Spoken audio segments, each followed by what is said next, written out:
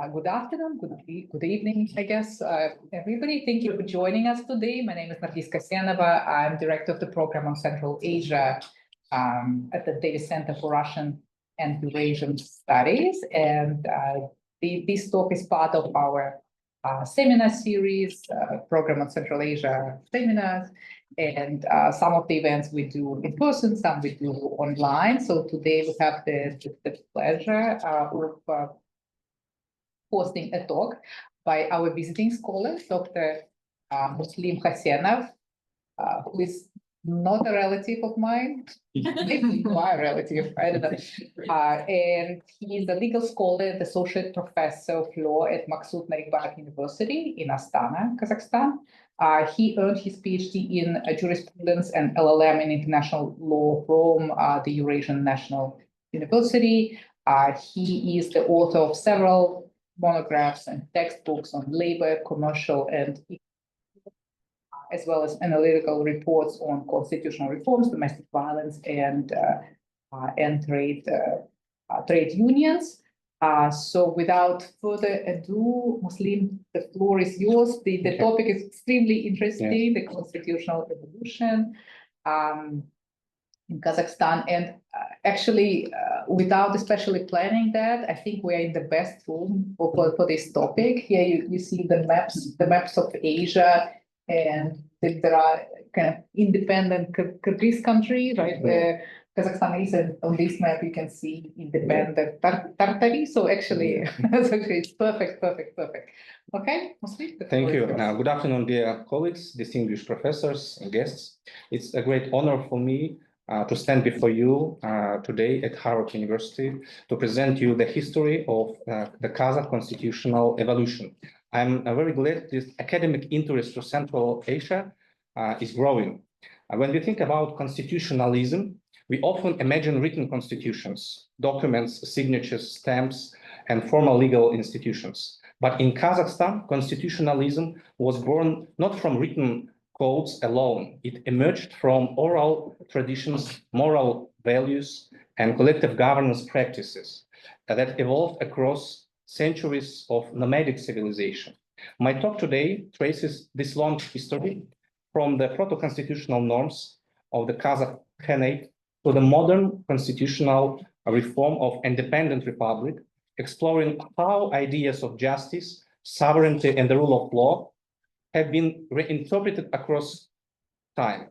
I tried to compress over 500 years history in a single line. Before we begin, allow me to briefly clarify several key Kazakh-related specific terms that will appear throughout this talk. These words come from the political and legal vocabulary of the Kazakh steppe, and understanding them helps reveal how early Kazakh society conceptualized governance and legitimacy. The first one is Kazakh Khanate, is a political confederation of tribes led by a Khan, which existed from the 15th to the mid of 19th centuries. It functioned as both a state and a moral community bound by customary law.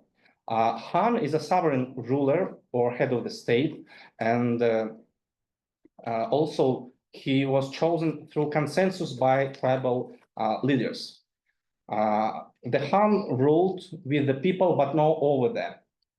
Adat is the customary legal system of the steppe, encompassing moral norms, social obligations, and legal precedents as a living law transmitted from generation to generation.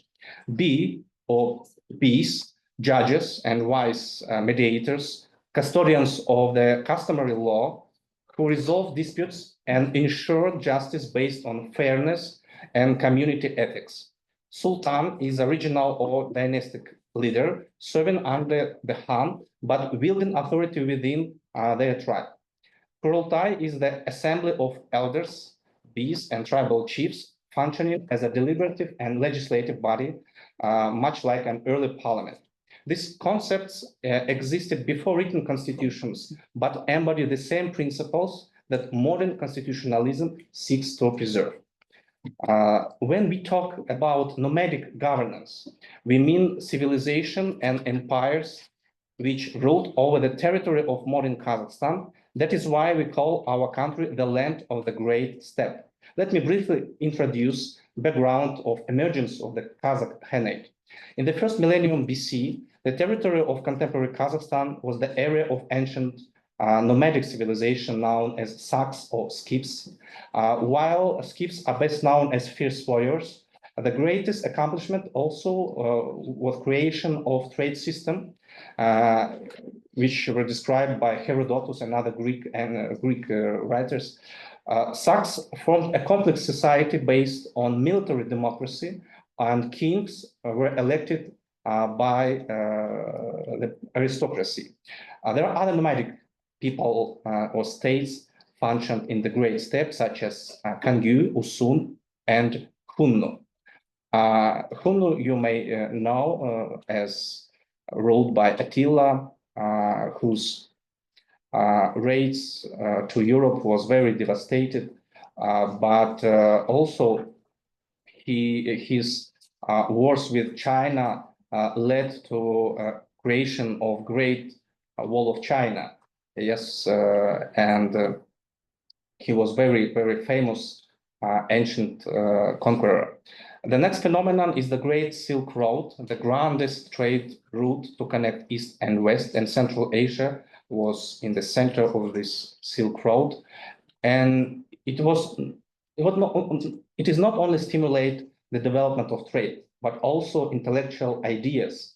And the second teacher of the world after Aristotle was Al-Farabi, who lived in the city of Farab in the territory of Kazakhstan. And the next, the most popular, the most famous person is Genghis Khan, who ruled over 13th century on the territory, not only Central Asia, but Eurasia, yes. And his successors were Turkic Khaganates. He was successor of Turkic Khaganates, which also populated the territory of Kazakhstan. And the post-Mongolian period saw ethnic consolidation of the nomadic population, and the political evolution of the countries led to creation of several polities: Akorda, Mogolistan, Uzbek Khanate, and Nogai Horde. Uzbek Khanate was ruled by Abulkhair Khan. He was authoritarian monarch. His policies caused discontent among part of the nobility and aristocracies.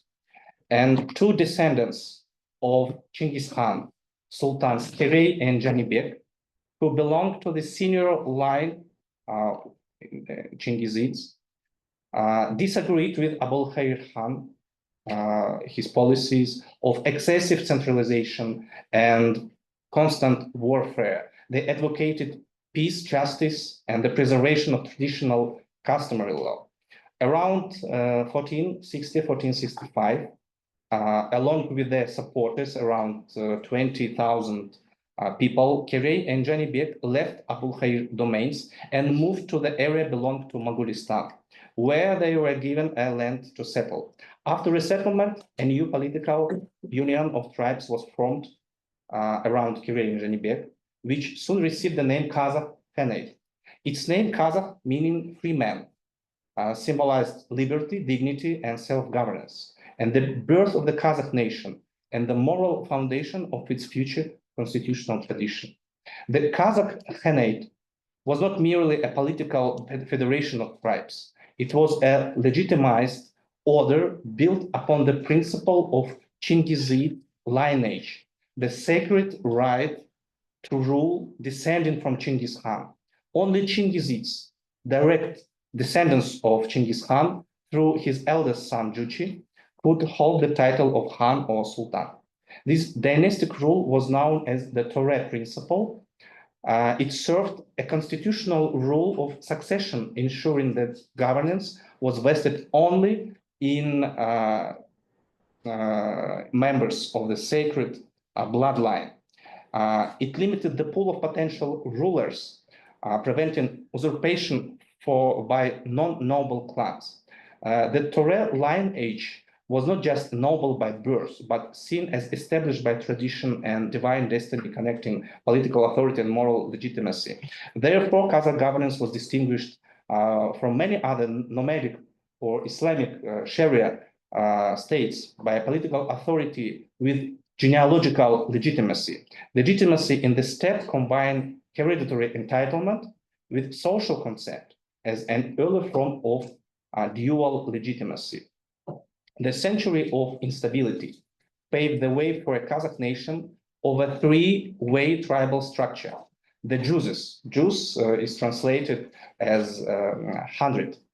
Ethno-territorial associations of nomads, a specific feature of Kazakh statehood.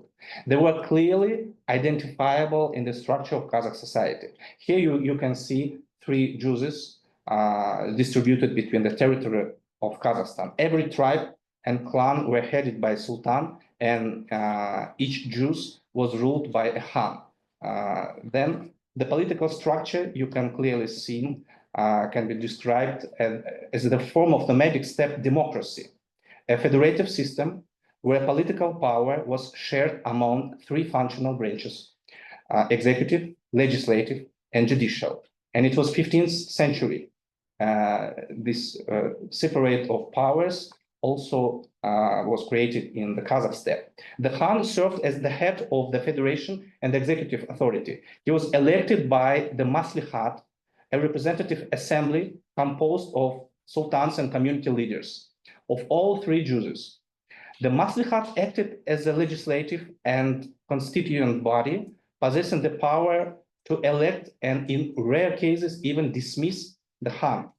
The Maslihat met once a year and decided on the most important state issues like conclusion of peace, declaration of war, redistribution of pastures, identification of roaming routes, etc. Although the Khan ruled for his life, his legitimacy was conditional upon justice and public consent. The judicial power was in the hands of beys, elected by the people.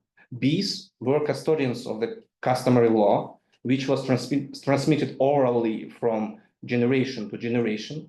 Customary law was memorized and applied by beys and community elders, forming a living body of law. And this oral form was not a sign of backwardness, but rather a manifestation of democratic legitimacy. Law lived through dialogue and moral consensus. The political power was legitimate only when exercised with the consent and in accordance with the customary law, Ada. And there are three important codified monuments of Kazakh customary law, according to three Khans ruling. Kasim Khan's Askarjali, which translated as bright path. Yesim Khan's Yeskejali, which means old path. And Tauke Khan's Chetijari, which means 7 charters, which existed not as written codes, but as oral constitutional traditions debated and accepted by the people themselves. The Kazakh legal system reflected the norms of nomadic life, regulating property, inheritance, contracts, and family relations.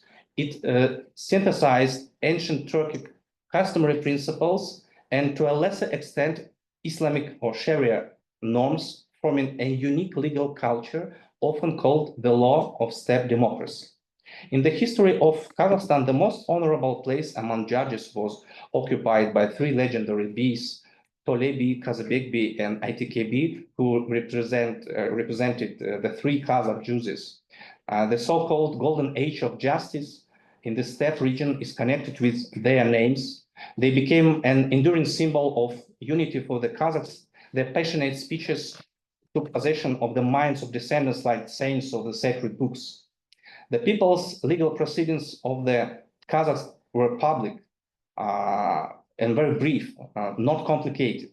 For many years, the people have developed a peculiar but quite understandable structure of lawsuits, and greatness of the decision of peace court was that it corresponded to the ideas of the Kazakhs about justice and had developed in the society. The second stage of Kazakh constitutional development was associated with the loss of political independence and the gradual incorporation of Kazakh territories into the Russian Empire. Formerly, this process culminated in 1847, when the institution of the Khan power was abolished and all administration came under imperial authority. However, the erosion of sovereignty had begun much earlier. In the early of 18th century, during the catastrophic war with the Jungars, the Oirat Mongol tribes from the east. The years 1723 till 1727 are remembered as Aktaban Shubarandy, which means the years of a great tribulation, when nearly 2/3 of Kazakh population died, killed by Jungars. Under Khan Abdullah's political leadership and the diplomacy of the great bees, Tolebi, Kazabekbi, and ITKB, they managed to avoid total capture and the physical destruction of the population. Faced in the devastation, the Kazakh Khans were forced to seek external protection. They sought to request military patronage from the Russian Empire, which at that time was expanding their power into Siberia. Desperate to find a way out of the disastrous situation, the Khan of the Junior Jews, Abul Khair Khan, sent ambassador to Russia to request the Empress patronage. And in 1731, Empress Anna of Russia signed a letter of grant for the Khan accepting the Junior Jews into the Russian Empire's protectorate. Then the Middle Jews was accepted in 10 years, and the Senior Jews in 1824. On the one hand, Russian military strength and the construction of fortified lines helped defend the Kazakh from hostile neighbors. Integration into the Russian economic system fostered trade, urbanization, and a measure of social stability. However, this alliance carried a heavy price for Kazakh people. The building of fortresses restricted traditional nomadic routes and created tensions between local people and Siberian people.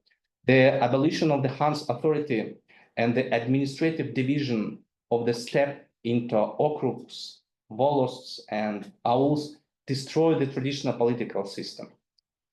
The largest and most organized of this was led by Kenesaru Kasimov, the grandson of Ablai Khan, who was also a famous descendant of Chinggis Khan.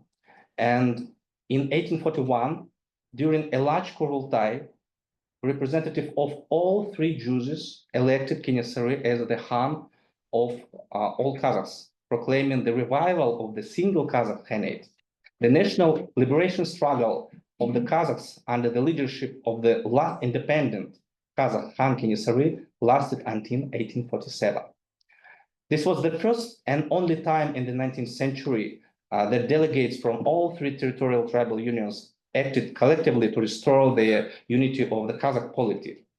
Kenesaru's movement went beyond armed resistance. It aimed to restore the independent Kazakh Khanate, reinstate the authority of Adat, and preserve traditional social political order against both Russian and Kokand and Ronchmen.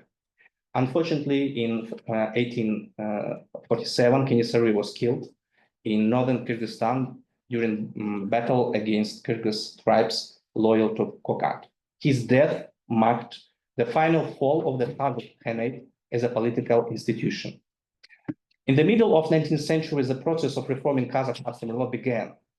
Russian Empire's law replaced customary law. And this marked the beginning of legal modernization, but also the colonial dependency.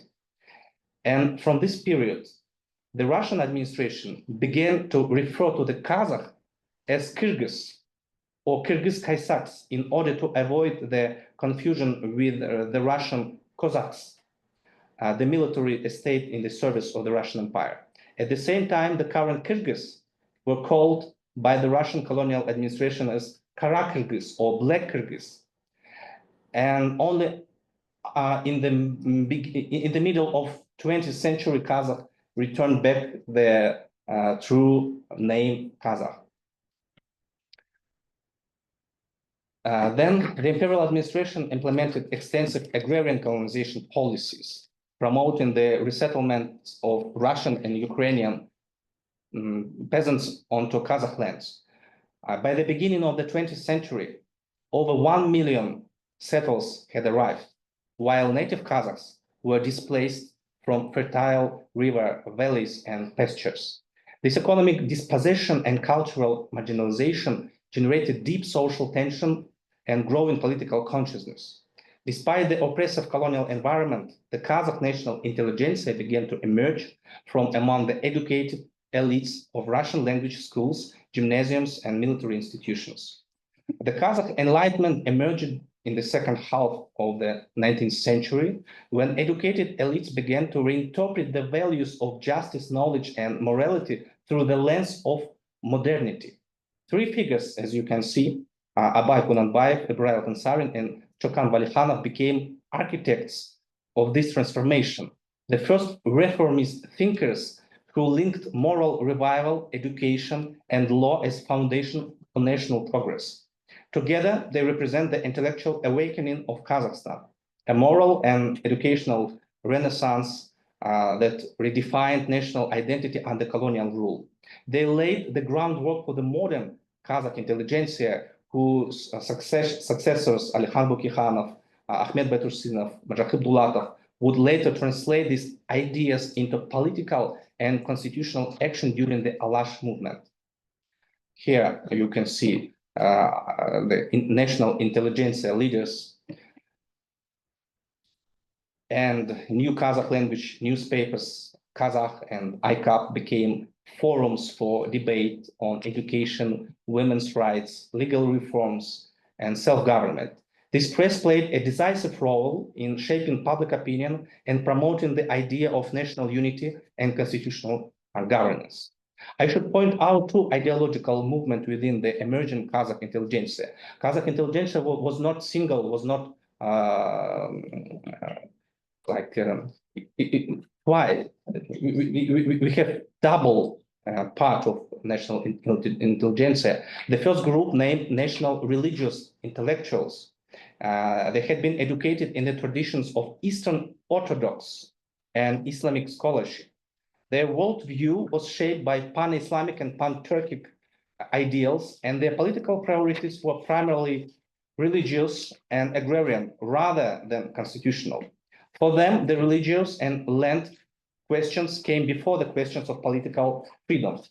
The second group, represented by so-called the Westernizers, intellectuals educated in Russian universities, inspired by European liberal movement, thoughts and Enlightenment values. They believed that the happiness of the homeland lies in the healthy adaptation of the fruits of Western civilization.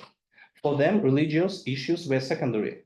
They placed their hopes in education, legal reform, and the constitutional freedoms. In the political life of the Kazakh steppe, the Western-oriented intelligentsia played a decisive role. They understood that true freedom and authentic national development could only be achieved through the formation of a national statehood. These were highly educated professionals trained in the leading universities of St. Petersburg, Moscow, and Kazan, who viewed constitutional modernization and the path toward political emancipation. Their efforts culminated in the creation of the Alash Party and the establishment of the Alash government, the first modern political institution of the Kazakh nation. Initially, the Alash leaders sought autonomy within the Federation Democratic Republic, but later evolved toward the idea of a fully independent Kazakh state. And so-called Westernizers became the true architects of modern Kazakh constitutionalism, integrating national values with universal legal principles and laying the intellectual groundwork for the eventual sovereignty of Kazakhstan.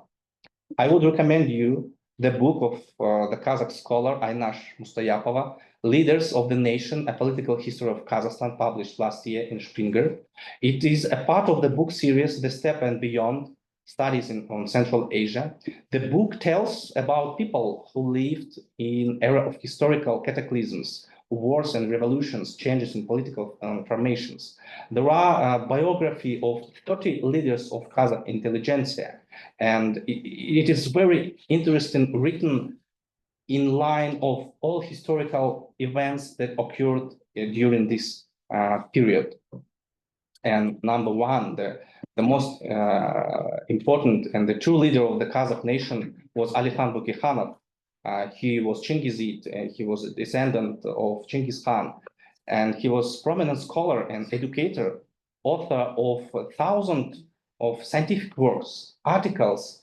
He educated people. He undertook many expeditions to Kazakh territories.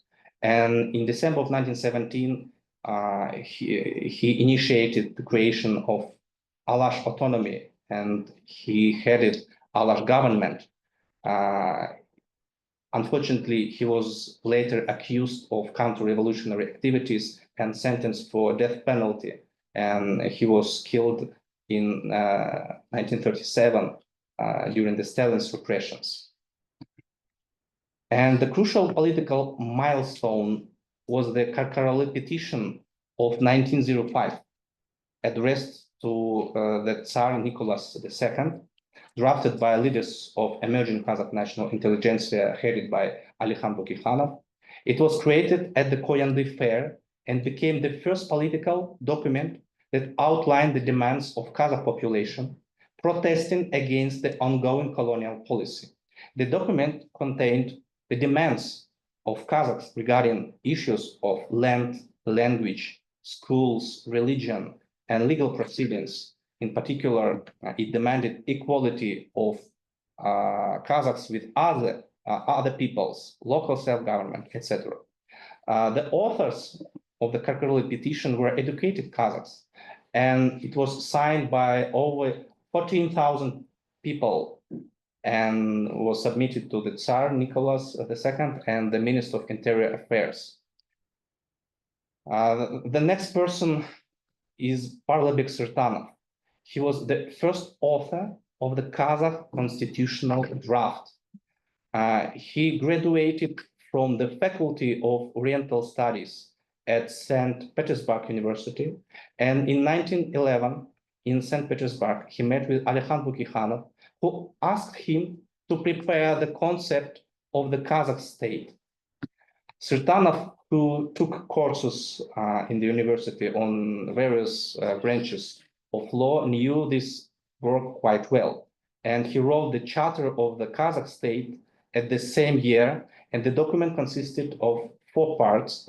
According to him, the goal of Kazakh, which they should strive for, is succession from Russia, the restoration of political independence, and existing as a separate state with the status of republic and in allied relations with Russia.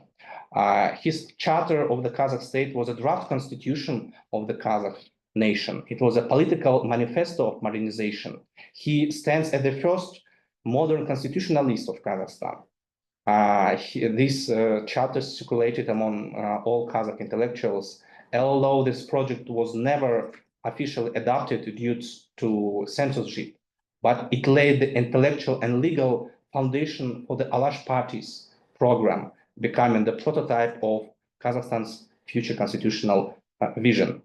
Here, the charter of the Kazakh state. It was written in Kazakh using Arabic script, the traditional alphabet using this time. It reflected a remarkable synthesis of customary Kazakh political concepts with modern constitutional categories such as sovereignty of people, the separation of powers, the rule of law, and the guarantees of fundamental freedoms. The main idea of the charter is the liberation of Kazakhstan from Russian colonial dependence and the creation of a sovereign independent state. Form of government, parliamentary republic. The National Majlis parliament was to elect the head of the Kazakh state, the president, for a 4-year term. One president has no right to be elected for more than 2 terms. The post of the vice president was also provided for. You can see that this is very similar to the United States constitutional configuration. Because Baralbek Sultanov was influenced by American Constitution and by the French Declaration of Human Rights and English Bill of Rights. And he integrated all these documents into the draft of Kazakh Constitution. You can see this, precise 3 branches of government. And in human rights, The word president and vice president. Yes. Like yes, the words the way you. yes. Wow. And human rights, all of the human rights provisions was very progressive. It contains prohibition even of infringement, like discrimination, yes. The rights well known as Miranda rule, that no one may be detained or imprisoned without a court order. A court decision must be issued regarding detainees within 24 hours. Can you imagine, in the beginning of the 20th century, such progressive human rights guarantees borrowed from American Constitution, American Bill of Rights, yes? In the Kazakh country, there is no permission to open people's letters, privacy, human rights to privacy, yes? And the land rights, and the 4th section of the charter concerned the judicial system of Kazakh state. The jury trial emerged in independent Kazakhstan only in 2007. And in the beginning of 20th century, he wrote it in the charter. Can you imagine, after 100 years, it was only implemented, yes? And of course, this charter was very influential, and all of these provisions were included in the program of the National Democratic Party of Alash in 1917. And for many decades, this constitutional manuscript was unknown to the public. And only in 1992, the Kazakh scholar Saken Uzbekuli found it in Russian archives and published it in Kazakh language. And then another scholar, Shulpan Tlepina, published it in Russian. So for 70 years, it was hidden from our eyes. And not many people know even about this document, but this was ideological and very important source of intellectual ideas of those time. Here is a draft program of Alash Party, consisted of 10 paragraphs, and they contains constitutional provisions that Russia should be a democratic federal republic, and each state that is part of the federal republic being independent and acts in unity with other member states. The main tasks that the Alash leaders set for themselves included the creation of independent state. There is equality, inviolability of the person, freedom of speech, press and associations, etc. And religion must be separated from the state. There are provisions. You can see that all of these provisions based on the charter of the Kazakh state by Baralbek Sultanov. The third person of national intelligentsia is Alimkhan Yermekov. He was defender of the borders of Kazakhstan. In December 97, he was elected to the Alash Party government and dealt specifically with land issues. In 1980, he raised the most important issue for the Alash Hordins about recognizing the autonomy of the Kazakh territory. He was the main speaker in negotiations with Lenin and Stalin on territory issues. Yermekov was the main person who provided with all necessary documents, statistical data, materials from scientific expeditions, population statistics, everything needed to fix boundaries, to fix borders of Kazakh country.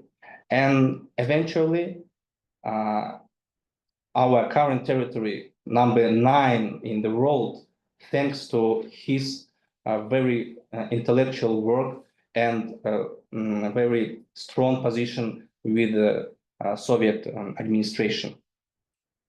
And the main achievement was the borders of Kazakh autonomy were recognized in August 1920, and this document, decree on the formation of the Kyrgyz Autonomous Socialist Republic with the capital of the city of Orenburg was adopted and promulgated in 1920.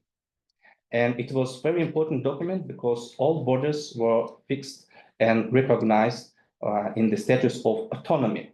It was a very important step because if we didn't have this autonomy status that years, we could be like other people without the statehood, like Bashkirs, Buryats, Tatars, etc. This was a very important constitutional period. And then the constitution, the first written Kazakh constitution was adopted in 1926 by the resolution of Congress of Soviet of Kyrgyz Autonomy Soviet Republic, but not approved by all Russian Central Executive Committee of the Russian Federation because they didn't want to give fully legislative force of this document. But this document was very important because it proclaimed the autonomous status of Kazakhstan, and supreme power belongs to Congress of Soviets. The next document is the Constitution of Kazakh Soviet Socialist Republic, so-called Stalinist Constitution. And as you can see, the Kazakh Soviet Socialist Republic reserved the right to freely secede from the Union of the Soviet Socialist Republics. And the right to succeed was promulgated in the Stalinist Constitution. Of course, it was formality. It was declaratory norm. It has never been implemented during the Soviet period, but formally it was written in all Soviet constitutions in 1937, in the next constitution in 1977. Yes, this is Union Constitution, which also proclaimed the right of each country, each Soviet republic to secede from the Union. And the same was the constitution of Kazakh Soviet Republic in 1978. So many documents, yes, so many details. But then we came to a modern period, to the end of Soviet Union, and the most famous person for every Kazakh was Dinmuhamed Kunaev. He was the leader of the Kazakh Soviet Socialist Republic for a quarter of a century, and under his guidance, industrialization continued, and large facilities and powerful plants were built, railways and roads. Major progress was made in education, science, and culture, but at the same time, the use of Kazakh language was being eroded and restricted, which caused some disaffection among ethnic Kazakhs. Nazarbayev entered politics under the auspices of Dinmuhamed Kunaev, who was first secretary of the Communist Party of Kazakhstan. And Kunaev, an ethnic Kazakh, appointed several Kazakhs to his administration, including Nazarbayev, who served as chairman of the Kazakh Republic's Council of Ministers since 1984. And Nazarbayev came to forefront when the Supreme Soviet under Gorbachev leadership replaced Kunaev with the Russian Gennady Kolbin. The reason behind this move was that Kunaev was opposing Gorbachev liberalization policies. Kolbin, however, had no ties to Kazakhstan, and his appointment triggered a massive protests and demonstrations in Almaty over 3 days from 16 to 19 of December 1986 that became a landmark of disproportionate repression by the authorities, the Jeltoksan, which means December uprising. The response was too severe with fire engines. Many of demonstrators suffered severe wounds, a lot of people killed, and detained. And after Желтоқсан, the central powers of the union were forced to recognize the fury of the people, and Kolbin was removed from the power in 1989. In that month, Nursultan Nazarbayev, the chairman of the Kazakh Soviet Socialist Communist Party, headed the country. And in April 1990, a law was passed declaring a presidential form of the government in the Kazakh Soviet Republic, with Nursultan Nazarbayev elected as its first president. The interesting detail, when I was born and when I defended my PhD thesis, we had the same president, the same head of the state.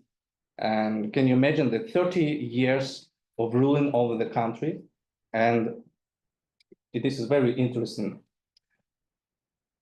The next very important constitutional document is the Declaration of State Sovereignty proclaimed in 1990, establishing the country's determination to the subject of international law, establishment of its own citizenship, and proclaimed the priority of Kazakh laws over the Soviet Union laws.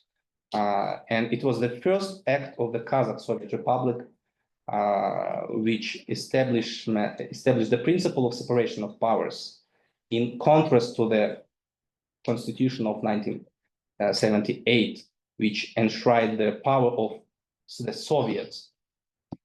On December the 10th of 1991, the country was officially renamed the Republic of Kazakhstan. The events of August and December 1991, the unsuccessful coups and the Belarus agreement had caused the collapse of the Union, and subsequently, the 16th of December 1991, the Parliament of the Republic declared the state independence of the Republic of Kazakhstan. Here you can see the process of signing the constitutional law. Changes in the political system were enshrined in the first Kazakh constitution of 1993, adopted in the spirit of early post-Soviet democratization. It turned out to be the shortest lived in Kazakhstan's history, just 2 years long, revealing institutional fragility and paving the way for a stronger, more centralized model under the next constitution. The parliament under this constitution were very powerful and influential. That's why Nursultan Nazarbayev, who was the president, decided to dissolve this parliament and to initiate adoption of the new constitution. Why? Because here you can see the configuration of political structure. The separation of powers was similar to the charter of the Kazakh state by Barlabek Sultanov in the beginning of the 20th century. The president was one of the branches, along with Supreme Council as the parliament and along with the judiciary. And that's why it was not the case of Kazakhstan to have authority over the big territory. And then Nazarbayev initiated creation of expert consultative council, consisted of prominent scholars, domestic and foreign. For example, 2 French foreign scholars, Jacques Attali and Roland Dumas, participated in drafting this constitution. In Kazakh constitution, and the model of authority was based on French constitution, the French configuration of power, with constitutional court instead of our constitutional council instead of constitutional court, which is less influential and more flexible in making decisions. And on August 30, 1995, the national referendum approved the new constitution, the second constitution, which received the support of the overwhelming majority of the country. And political structure differs. You can see that president was above the branches of the powers, and he was guarantor of the constitution, head of the state, and parliament, government, Supreme Court, based on the check and balance system. And the second constitution, the current constitution, which we celebrated 30 years this year, was amended 7 times, and around 200 amendments were introduced. In comparison with the American Constitution, was amended 27 for 250 years. Yes, such frequent amendments, of course, devaluate its authority and diminish the strength of basic law. And if we look at every constitutional reform under Nazarbayev ruling, we can see one amendment which this constitutional reform initiated for. For example, the first constitutional reform was initiated in 1998. Why? Because on December 1, 2000, the presidential term extended by referendum would be expired, and the next presidential election were scheduled to take place by that time. However, the political and economic situation in neighbor Russia was sharply worsened, and the Kazakh president decided to make sure that his power will be extended to another term. But the constitution contains very strict norms on initiating of early presidential elections. And the only amendment was to dismiss these norms on early presidential elections, that he can initiate it at any time, at any reason. Of course, other amendments was very important, but it was like background for this one amendment, the reason of initiating this reform. The second constitutional reform was reasoned by another norm of constitution that prohibited the president to be elected more than twice. That's why the constitution amended with the provision that the first president is excepted from this rule, and he obtained the privilege to be elected more than twice. Of course, there are a lot of other very important amendments. For example, reducing presidential term from 7 to 5 years, or strengthening the parliament power in terms of government or president. But it was also background. It was the reason that the president wanted for international organization approved this reform. And the third constitutional reform was initiated in 2017. And the background, the political expediency of this reform was determined by the need to ensure the constitutional and legal basis for transition of power. Because before, in September of 2016, the president of Uzbekistan, Islam Karimov, who had ruled Uzbekistan since independence, he died. And following the sudden death of the long-time Uzbek leader, members of his family were persecuted and completely excluded from politics. These circumstances forced the Kazakh authorities to seek ways to legitimize Nazarbayev's special status even after the transfer of presidential powers. A solution was found and implemented in the latest constitutional reform. The constitution was supplemented with a guarantee that the fundamental principles of the republic activities laid down by the founder of independent Kazakhstan, the first president of the Republic of Kazakhstan, Elbasi, leader of the nation, and his status are immutable, unchangeable. Thus, for the first time, the title of leader of the nation was enshrined at the constitutional level.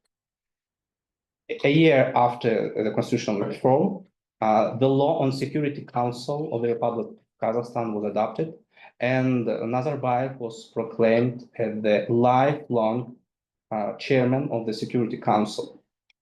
And you remember that just after 2 years, this constitutional reform initiated, we witnessed the peaceful transition of the power. And if we see all of these 3 constitutional reforms, we can tell that real political expediency was determined by the need to strengthen the foundations of the super-presidential powers, constitutionally enshrined guarantees for the first president. And in order to dissolve these amendments, among others, and reducing scrutiny and gaining public support, amendments with other progressive norms like jury trial, sanctioning of arrest by the courts, like constitutional status of ombudsman, and others very important amendments were also introduced into the constitution. But they were background. The most important amendments were 3 amendments for 3 constitutional reform that you can clearly see. So in 2019, the president, Nursultan Nazarbayev, surprised the world by voluntarily stepping down after almost 30 years in power to leave space for a new generation of leaders. And the second person, according to the constitution, he was Speaker of the Senate Parliament, Kassym-Jomart Tokayev, was his successor, and then he was elected on the presidential elections. And Nazarbayev was the first Central Asian leader who chose to step down from the presidency. He preferred to do a political tandem similar to the one that Putin undertook with Medvedev in 2008. And those who were hoping that Nazarbayev's resignation would set off Kazakhstan's transition to democracy were disappointed to find out that his portraits remain hanging on the walls of all offices of the government in Kazakhstan officials. And he became the lifelong senator, member of the Constitutional Council, chairman of the Security Council, chairman of the ruling party Nur Otan, and other Assembly of the People, like lifetime positions and offices. It confirmed that this dual, duumvirate of power was not democratic. It was the continuity of this authoritarian regime. And Kassym-Jomart Tokayev, who was serving as chairman of the Senate at the time of Nazarbayev's resignation, he was first appointed and then elected at the presidential election. And despite the fact that he finds himself as a secondary role in Kazakhstan political system, he has taken some steps toward changing his image and has shown some controversial even signs of liberalization. He gave some very liberal interviews to foreign media and even dismissed Nazarbayev's people from key positions. But then in January 2022, Kazakhstan faced the most dramatic crisis in its modern history, a wave of mass protests that rapidly escalated into violent unrest across several regions of the country. And the unrest resulted in tragic human losses and widespread damage, leading the government to declare a state of emergency. And subsequent investigation and official statement described the event as involving both spontaneous protests and coordinated violent actions aimed at destabilizing the constitutional order. And the President Kassym-Jomart Tokayev also characterized the episode as an attempted coup that sought to undermine state authority. And these January events became a turning point, accelerating a series of systemic reform at demonopolizing political power, strengthening the rule of law, and restoring public trust in governments. He told later that the tandem or duumvirate of power has failed. A country cannot have two presidents, a senior and a junior. By embarking on such an experiment, we nearly lost the country. An important lesson of tragic January is that the concentration of power in the hands of the highest ranking official in the state unjustifiably increases the influence of those close to him and financial oligarch groups. They perceive the state as a personal company. Nepotism, no matter where it exists, inevitably leads to negative personal selection and becomes fertile ground for corruption. And the main achievement of the new constitutional reform of 2022, which were confirmed by the referendum of people, was the abolition of the personalized power regime established and legitimized in the constitutional for the first president, Nazarbayev. A course toward the rotation of power, the prevention of its monopolization, and the expansion of civic participation in the process of state building has been outlined. Let's look briefly at these amendments. The first group of amendments aimed at eliminating of the cult of personality of the first president and the power duumvirate that emerged after 2019 transition and existed for the following 3 years. Provisions regarding the special role of the first president was excluded from the constitution. The second groups of amendments concern the transition from a super presidential to a presidential form of government and the reduction of the powers of the head of state.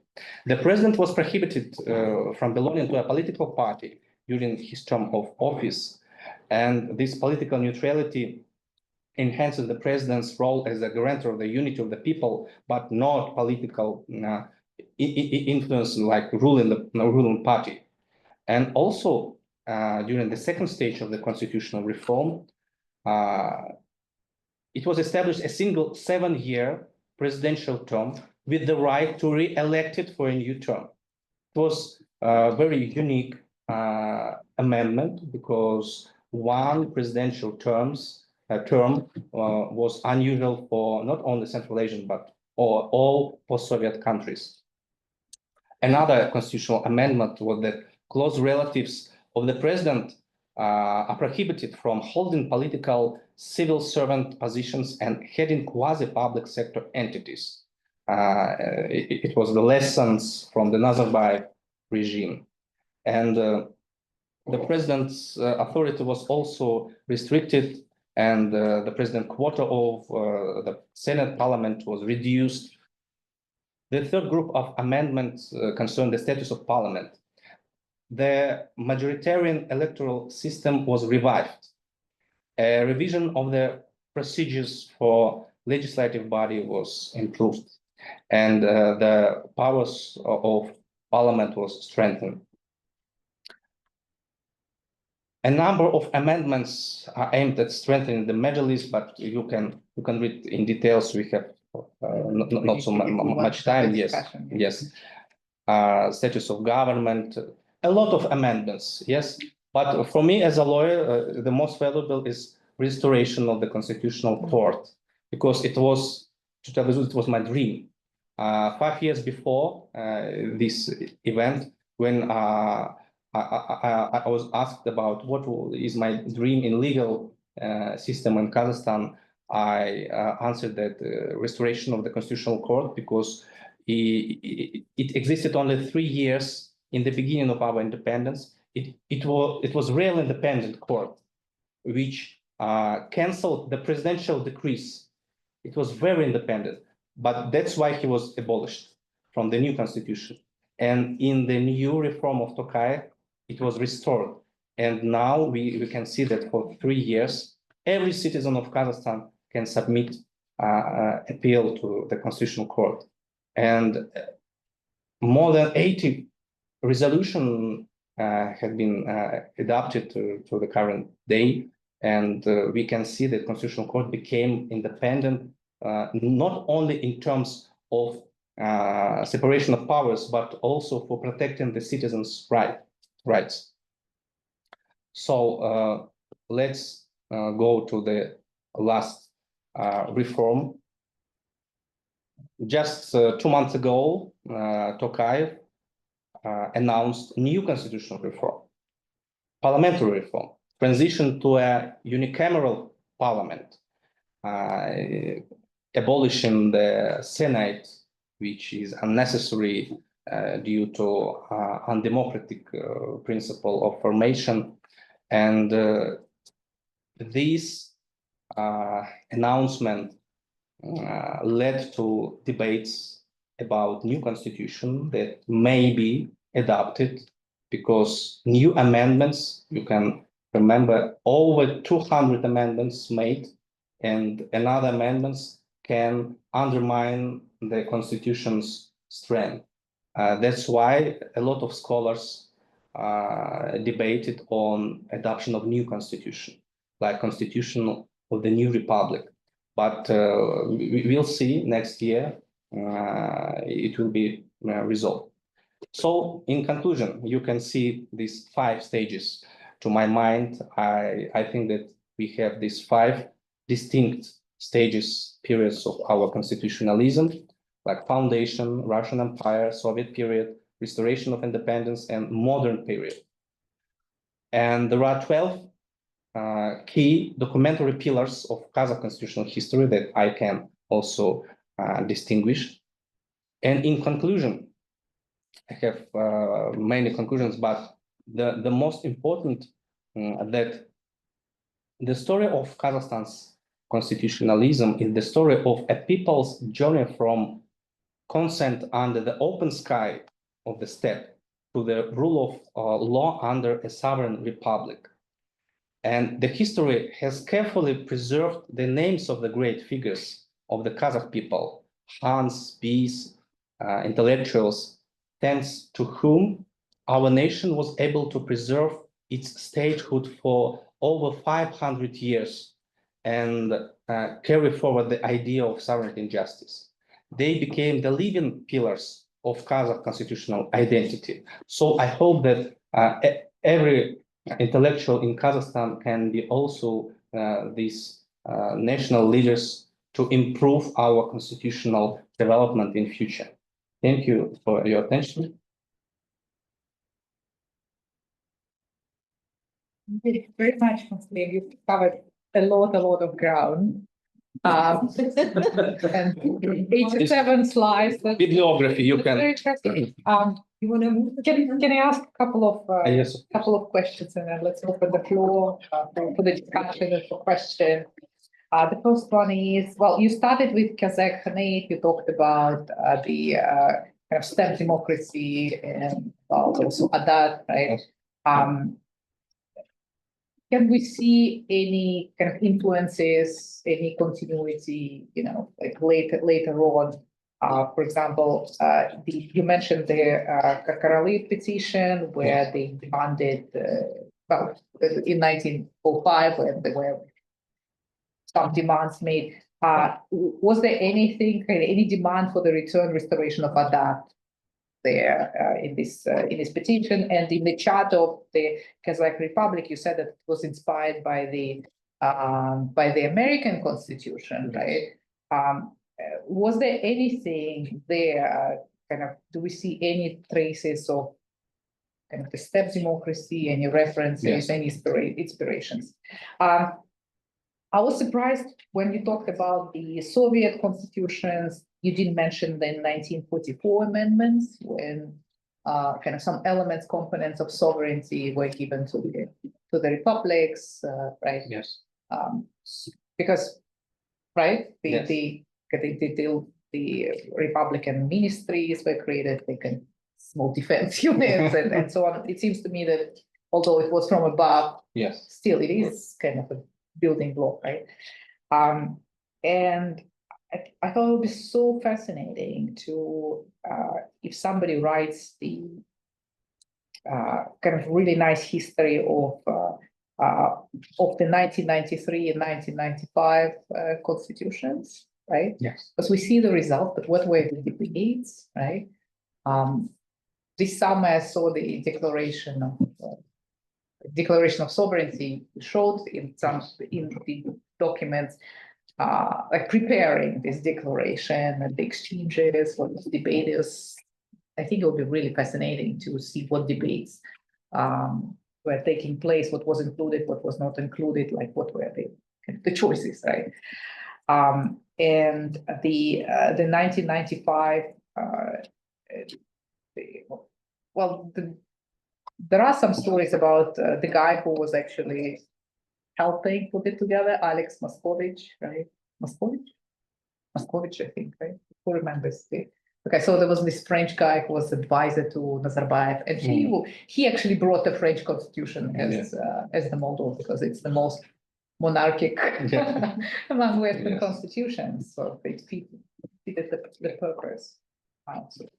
Thank you for the questions. Yes, that customary law was enshrined in all these documents like Karkarlı petition, the Charter of the Kazakh state, because for them, they see synthesis of customary law and progressive rights and freedom of the people. And they didn't see the contradictions between them. Because, for example, Barzilbek Sultanov enshrined in the Charter of the Kazakh state the provision that the customary law should apply to women with her consent, and women's rights should be respected. And that is why we can see no contradiction between customary law, which were based also on the respect of dignity. Of course, it was more patriarchal based, but they tried to neutralize these sharp edges in these documents because they understand that they cannot be more. They should be more flexible in prescribing these rights and freedoms. Concerning the succession clause in the Soviet constitution, of course, it was very strange that the Soviet power allowed, theoretically, that the republic can succeed from the union. Of course, it was fiction, but it was part of the concept of Lenin's concept of self-determination of the nation.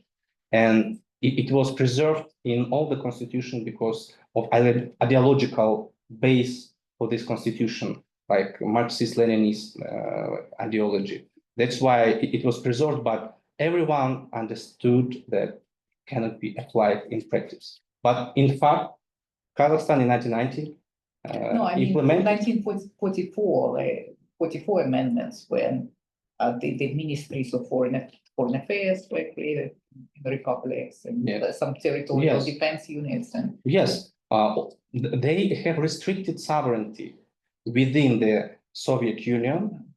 They can establish even some relations with the foreign countries. It was established, of course, but it was under the centralized monitor of Moscow.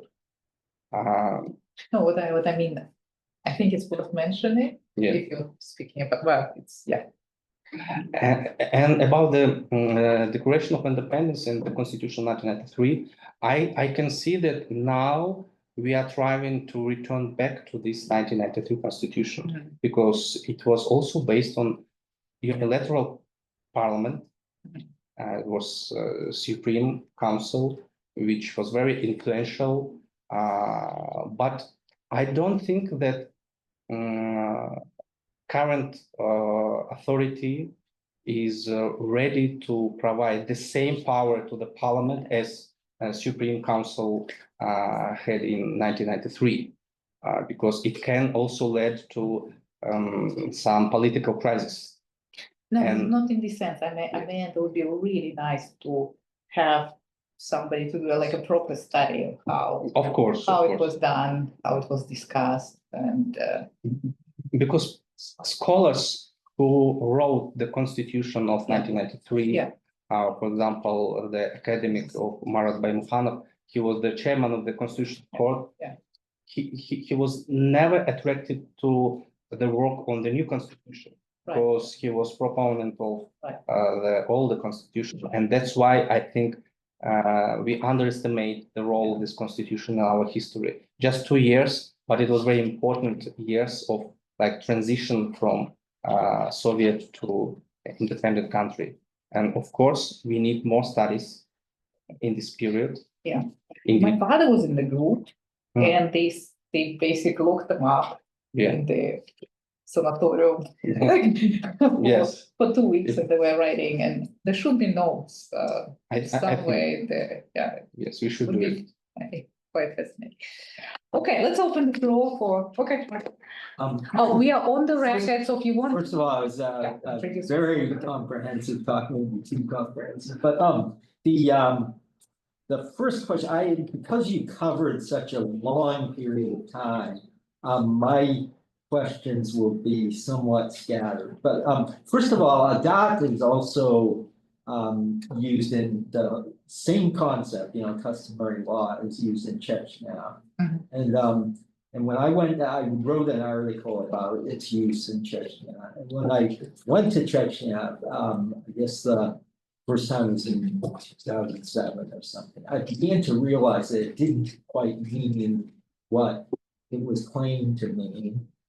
That is, it did have that sense of customary law, but it also had some quite frightening dimensions to it, particularly a system of vengeance. And instead of sort of law for women, it was really and it was later used for exactly that purpose by Ramzan Kadyrov to repress women and to subjugate them. So I'm wondering whether you looked also at some dimensions of adat in Kazakhstan that have much more negative implications, or whether there were such. Now, let me say that I haven't been to Kazakhstan in several years, and when I was there in August of this year, I did notice that, in fact, things had changed somewhat, at least for now. Especially young people were much more willing to talk critically, that is, quite negatively about the situation they were confronting, and to talk, quite critically about Nazarbayev and about Tokayev, which in the last time I was there, they were certainly not. So it's possible that things will change and lead to the entrenchment of a more liberal constitution, but given the long history you cover, that's not too confident. But let's see. The last thing I wanted to raise is here I think you should distinguish between the situation of the last 30 odd years when Kazakhstan has been an independent country versus the centuries in which it was embedded in larger autocratic structures, because during those years, it was the autocratic structures that ultimately determined what happened in Kazakhstan. For example, Kunayev, whom you mentioned, he derived most of his power from the fact that he was also a member of the Soviet Politburo, not just head of the Kazakh Communist Party, but a full member of the Soviet Politburo and a close associate of Leonid Brezhnev. That gave him far more power than he ever could have had in Kazakhstan on his own. And similarly, during the Russian imperial period, the same was true, that autocratic structure determined a lot of what happened in Kazakhstan. So I would have, that's why in some ways it would be almost a separate seminar to discuss the past 32 years, or maybe past 39 years, going back to December 1986 and going forward to the present. But in any case, so those are a few things. Yes, thank you for your valuable notes. I think that the potential of our constitution is not exhausted, and the undertaken constitutional reform, even of 2022, is not complete or have resolved all of the problems that accumulated over several decades of the authoritarian rule. Of course, we have not illusions about the completeness or of the undertaking reform. And we see critically, of course, on even though this constitutional reform, but optimistic to future constitutional reform that can be undertaken and may more democratic values, more democratic principles into the authority. And I think I'm a proponent of the new constitution, because the current constitution was written in the condition of authoritarian rule of Nursultan Nazarbayev, and it was reasoned to strengthen his rule, abolishing constitutional court, abolishing unilateral parliament, influential parliament, and creating a system where every body of the power serve to the monopolization of power. Now I see that this critical view can be helpful to build new configuration of power that can be more balanced to prevent this usurpation of power again. Because Tokayev, I think, he will leave after this single presidential term, and the question will be who will be successor and how the constitution will be preserved in the future. I think that we shouldn't exploit the constitution as political instrument. It shouldn't be a political instrument, but we see that unfortunately the current constitution became it was instrumentalized to just to save and to preserve the authority. So I think that we have very big hopes to the future reform, but of course we are not convinced that this reform will be also complete next year or in 27. It will be continuing during the presidency of the third president. Yes. Okay. A lot of reform. Okay, yes, Jivarinde. This is a very interesting topic. I had a couple of questions. First of all, with the Adat, how was it preserved, if at all? Like, how do we know what was in it? Was there a written version? And how was it passed onwards to the people? That's my first question. And then for the second question, the 1983 Constitution, was there another legal document that was sort of inspired by, like the US Constitution or the French Constitution? And can we, given that we have very little time, is it okay, Muslim, if you take the question? Yes, of And then- course. yeah, Yes, okay. of course. Thank you. It was great presentation. I learned a lot. So I want to make it short.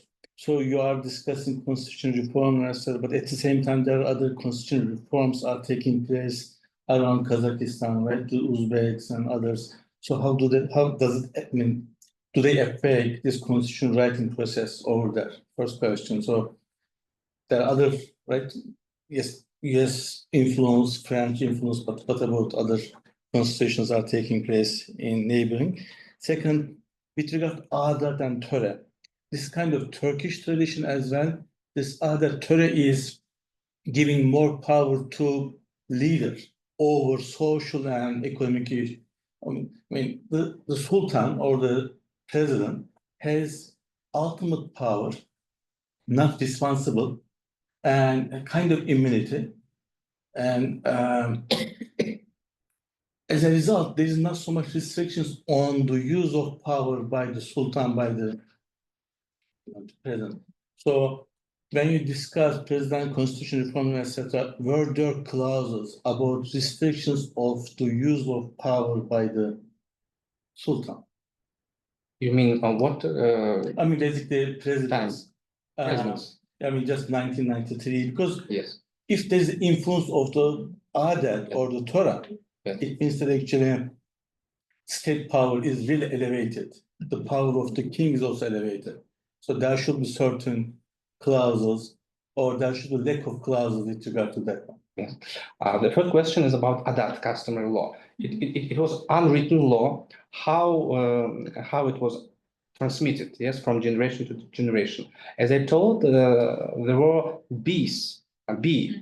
judges, but also there were custodians of customary law. They know by heart every rules, and it was originally developed in the 15th century by other intellectuals of the steppe, and it was transmitted orally, and it was very consolidated community. It was built on trust. It was public trust, public consent on the content of these unwritten rules, and it was shared by all the people, and it was hierarchical structure of the society, because bees and aksakals, like elder person, leader of communities, they were very authoritative in these communities, and they preserve all these rules among the families. That's why it was transmitted from generation to generation, and it was written only in the 19th century by Russian and Kazakh scholars who investigated the culture, who talked to descendants of the bees and Hans, yes, and they wrote only in 19th century. But previously it was unwritten customary law. It was phenomenon of Kazakh nomadic civilization, nomadic steppe, because it was shared by the consent of people, and everyone was abided by this customary law. The second question about the Constitution 1993, it was influenced by the American Constitution, because we had the president, we had vice president, we had the parliament, very influential parliament, and the parliament was really they had the right to even initiate impeachment, and like in American Constitution. And I don't think that Adat somehow used in drafting this constitution. Mostly the Barlabek Sirtanov's statute of the Kazakh state, charter of the Kazakh state, because it was originally based on American Constitution with president, vice president, and Maslihat to measure this, yes. I think that it was influenced by American Constitution, because Barlabek Sirtanov studied law in St. Petersburg University, and he studied American Constitutional, French Declaration of Human Rights, etc. And he was very inspired by this constitutional configuration. Your question was about first Uzbeks, Kyrgyz, others, and also maybe the Kazakhs was trying to distinguish themselves from the others. They want to look more liberal, more this or that one. What was affected? You mean currently or historically? No, I mean, Central, other Central yeah, Asian Yeah, countries. not currently, I mean. Not historically. Yes. Historically. I think that 1990s. in yeah, the beginning yeah. of independence, That's what they are associated. No, I can tell only for the Kazakh authority. They were inspired by French constitution, by French regime of power, because it was very centralized. Centralization of president's power was very attractive for them. That's why two scholars from France, Dumas and Attali, were the member of the council who drafted this constitution. So I think the French. Yeah. But amendments, definitely, they were like, Yes. influencing each Yes. other, because you see one after another doing these amendments, extending the terms, doing referenda, and right? Yes. There's very much, and then the Russians picked it up. Yeah, they want to see what they can get away with. I mean, the second one was about Adat, also Torah in Turkish culture. Is really the Turkish culture actually gives so much power to the Sultan, Yes. and then the rest of the society, other things are really dismissed. Yes. So that I was thinking whether not for 1400s and 1500s or later on, how this Adat had affected the state formation. Adat. Because at one point, the Sultan has no rival, but has enemies, it has to be destroyed. That's the culture.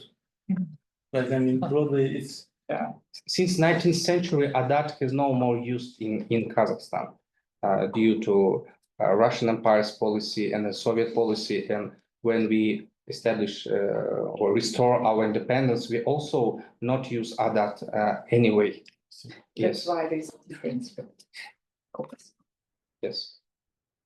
Thank you. Okay, thank you so much. There's a question there, but let me close this event. Thank you so much. Thank you so much for joining us.